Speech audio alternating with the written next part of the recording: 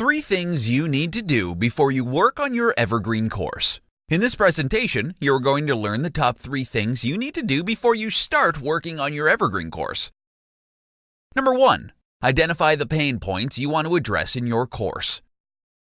If you want your Evergreen course to sell, you need to know what pain points or problems you're going to address in your course. Without it, your course is nothing. You can start by doing some in-depth research on your topic and narrowing down the pain points you want to address. Check out what your competitors are doing. If possible, try to use an angle to make your course stand out from the rest. You may be selling a similar product to your competitors, but if you're working on a specific angle, then you can use that as a selling point. You can even confidently say that your course is the only course that's addressing that particular angle or pain point.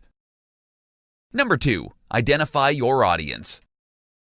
Knowing your audience is important for your course's success. It can literally make or break your course. For instance, if you're targeting people who are trying to stop smoking, then you can narrow down your audience by reading up on the latest research on smoker demographics. If your course is specifically targeted to women smokers, then make sure your course accurately targets them. The narrower your course's focus or scope, the better you can address your audience's pain points.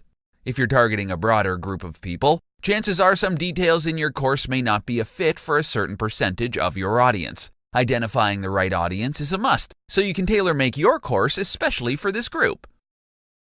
Number 3. Identify the best course format for your audience. Your Evergreen course can come out in many different formats: ebook, video, audio, etc. Find out what your audience is like. Go by the previous examples. If you're targeting women smokers, then an ebook may be fine. However, if you're targeting older women, then a video may be a better option.